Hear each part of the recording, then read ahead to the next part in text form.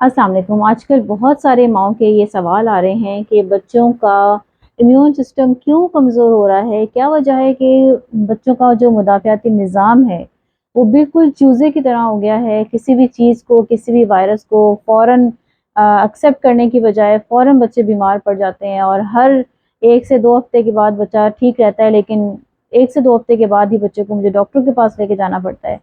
तो ये बहुत सारी माँओं का कंसर्न था, तो आज की जो वीडियो है वो इसी हवाले से है कि जो इम्यून सिस्टम है, वो 2 तरह का होता है। एक वो जो कि बच्चा पैदाइशी तौर पे लेके आता है और एक वो सिस्टम जिसको माएँ खुद आगे चल के बिगाड़ देती हैं। तो आज की वीडियो में हम इन दोनों सिस्टम के ऊपर बात करेंगे और आज की ही वीडियो में मैं आपको इसका सॉल्यूशन भी बताऊँगी और इससे मुतालिक सप्लीमेंट्स भी बताऊँगी। सबसे पहले तो ये कि जब बच्चा पैदा होता है, इस दुनिया में आता है, तो छठे महीने के बाद उसका जो इम्यून सिस्टम है वो बनना शुरू होता है और ये आहिस्ता-आहिस्ता 8 साल का वक़्त ले लेता है, यहाँ तक कि जब बच्चा 8 साल का होता है तो ही टोटली उसका इम्यून सिस्टम डेवलप हो चुका होता है। अब क्या है कि जैसा कि मैंने आपको बताया कि 2 तरह के सिस्टम है। एक वो सिस्टम है जो कि वो अपनी मदर से लेके आया है। इसमें क्या होता है कि इस सिस्टम को हम कहते हैं एससीआईडी, ये एक डिजीज़ होती है और ये क्या होता है, इसको हम कहते हैं सीवियर कंबाइंड इम्यूनो डेफिशिएंसी। इसमें क्या होता है कि अगर बच्चे की मदर का इम्यून सिस्टम कमज़ोर है, अगर बच्चे के माँ के जीन्स के अंदर ये चीज़ कम है या उसकी बॉडी के अंदर क़ुव्वत मुदाफ़ियत कम है, तो प्लेसेंटा के थ्रू यही चीज़ बच्चे के अंदर डेवलप होती है और बच्चा एक कमज़ोर इम्यून सिस्टम लेके इस दुनिया में आता है, जिसको हम एससीआईडी कहते हैं, ठीक है? जबकि दूसरी जो किस्म है वो क्या है कि बच्चा एक अच्छा मुदाफ़ियाती निज़ाम लेकर इस दुनिया में आता है, लेकिन जब उसके दाँत निकलना शुरू होते हैं तो आहिस्ता-आहिस्ता माएँ इस तरह के खाने की तरफ उनको लगा देती हैं, जिससे ना सिर्फ़ ये कि उनके दाँत ख़राब होना शुरू हो जाते हैं, बल्कि उनका जो इम्यून सिस्टम है वो भी बर्बादी की तरफ जाना शुरू हो जाता है। अब ये जो दोनों सिस्टम है, इसमें एक तो ज़ाहिर है उसके पास जीन से आया है, उसमें इसका कोई कसूर नहीं है। लेकिन जो दूसरा सिस्टम है, वो क्या चीज़ें हैं जो कि माएँ अपने बच्चों को बहुत ज़्यादा एक्सेसिव अमाउंट में देती हैं या इर्द-गिर्द रहने वाले लोग, चाचे-मामे वग़ैरह बहुत ज़्यादा लाड करते हैं और बच्चों को गलत हैबिट्स की तरफ लेके जाते हैं, जिसकी वजह से उनका इम्यून सिस्टम आजकल बहुत ज़्यादा कमज़ोर होना शुरू हो गया है। इसमें पहली चीज़ क्या आती है, इसमें सबसे पहली चीज़ क्या है कि वो बहुत ज़्यादा शुगर कंज़्यूम करते हैं। उनके दूध में शुगर होती है, बहुत सारी टॉफ़ियाँ खाते हैं, चॉकलेट्स खाते हैं, जूस पीते हैं। हर वक़्त उनका कोई भी जो दिन है वो शुगर के बगैर उनका नहीं गुज़रता। तो जब भी शुगर आप एक्सेसिव अमाउंट में देंगे, लिमिट से बढ़कर देंगे, बॉडी का इम्यून सिस्टम वहीं से ही कमज़ोर होना शुरू हो जाता है। इसकी दूसरी रीज़न दूध की ज़्यादती है। जो माएँ बहुत देर तक बच्चों को दूध के ऊपर रखती हैं, सॉलिड कम देती हैं, तो ये दूध भी उनकी बॉडी से आयरन को डिप्लीट करता है, खून में कमी लेके आता है, एनीमिया का शिकार करता है और यही दूध जो कि माएँ समझती हैं कि ये कोई बहुत ही ताकतवर ग़िज़ा है, ये बच्चे के लिए नुकसानदेह साबित होती है और उसका मुदाफ़ियाती निज़ाम कमज़ोर पड़ना शुरू हो जाता है। क्योंकि दूध के अंदर वो सारी ग़िज़ाइयत नहीं होती, जो कि उसको सॉलिड खाने के ज़रिए मिल सकती है। जो तीसरी वजह है वो क्या है कि माएँ जैसे ही बच्चे थोड़े बहुत भी अगर बीमार हो जाएँ तो बहुत जल्दी परेशान हो जाती हैं, या ये कि वो वर्किंग वुमेन होती हैं या ये कि वो घर के कामों से थकी हुई होती हैं। उनको होता है कि बच्चा जो है ना वो फ़ौरन पहली दवाई उनके मुँह में जाए और बच्चा ठीक हो जाए। इसी डर से वो क्या करती हैं कि जैसे ही बच्चे को हल्का-सा फ़ीवर हुआ, तो वो उसको दौड़ के डॉक्टर के पास लेके जाते हैं और डॉक्टर जो हैं, वो फ़ौरन जल्दी से उनको एंटीबायोटिक्स लिख कर दे देते हैं। तो एंटीबायोटिक का एक हद से ज़्यादा इस्तेमाल बच्चों के गट बैक्टीरिया को मारने का सबब बनता है। आपको पता है कि जो पूरा गट सिस्टम है, इसके अंदर ही आपका इम्यूनिटी सिस्टम होता है। इसी के अंदर बिलॉन्ग करती हैं आपकी सारी चीज़ें, आपकी ग़िज़ाइयत किस तरह डाइजेस्ट हो रही है, कितनी वेस्ट हो रही है, किस चीज़ को कहाँ भेजना है, फैट कैसे ये सब के सब काम आपके गट एरिया में होते हैं। और जब आपके गट एरिया के अंदर गुड बैक्टीरियाज़ मौजूद होते हैं, तो ये गुड बैक्टीरियाज़ का काम क्या होता है कि ये जरासीम को नोटिस करते हैं, उनको आइडेंटिफ़ाई करते हैं, उनको अलग करते हैं, उनके खिलाफ जंग लड़ते हैं और यही बैक्टीरियाज़ जो हैं ये बहुत ज़्यादा एंटीबायोटिक खाने की वजह से मरना शुरू हो जाते हैं। इसकी वजह से क्या होता है कि जब ये वाले बैक्टीरियाज़ पेट के अंदर, आपके गट एरिया के अंदर मौजूद नहीं होते, तो बच्चे फौरन बीमार पड़ना शुरू हो जाते हैं, उनका इम्यून सिस्टम कमज़ोर हो जाता है। इम्यून सिस्टम को बढ़ाने के लिए हमने सबसे पहले तो ये समझना है कि वाइट ब्लड सेल्स और रेड ब्लड सेल्स जो हैं ये बहुत इंपॉर्टेंट होते हैं। वाइट ब्लड सेल्स का काम क्या है? इनका काम ये है कि इन्होंने आपके ब्लड की क्लॉटिंग करनी होती है, उसको जमाना होता है, उसको रोकना होता है।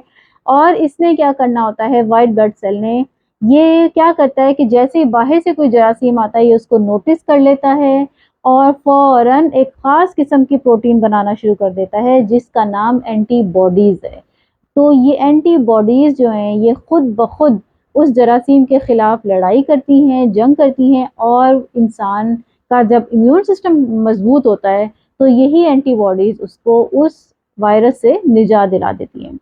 लेकिन जब हम इसके अंदर बहुत ज़्यादा बॉडीज़ अपनी बॉडी से लेने की बजाय हम बाहर से एंटीबायोटिक्स लेना शुरू कर देते हैं, तो गोया हम अपने घर के बंदों को स्टोर में फेंक देते हैं और बाहर के लोगों को हम कहते हैं कि आओ हमारे घर के ऊपर कब्जा कर लो। इसके बाद जो दूसरी चीज़ है वो हमारे रेड ब्लड सेल्स आते हैं। रेड ब्लड सेल्स जो हैं बेसिकली ये हमारा, आप यूँ समझ लें कि एक तरह से हीमोग्लोबिन है, ये हमारा आयरन है, ये हमारी बॉडी का मेन ब्लड है। और इन दोनों को बढ़ाने के लिए क्या चीज़ें अहम हैं मैं आपको बताती हूँ।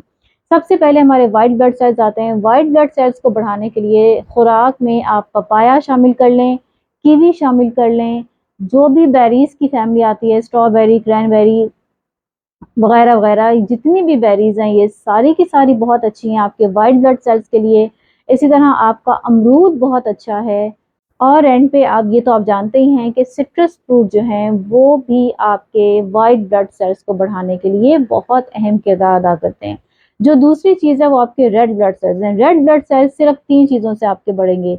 एक तो ये कि आपने लीफी ग्रीन्स बहुत ज़्यादा लेने हैं, यानी कि जो गहरे हरे रंग की सब्जियां होती हैं उनमें बहुत ज़्यादा आयरन मौजूद होता है, B12 मौजूद होता है, और ये आपका खून बनाने में बहुत अहम किरदार अदा करते हैं। दूसरी चीज़ अंडे आती है, और तीसरी चीज़ जो है वो आपका बीफ लिवर आता है, यानी गाय का लिवर।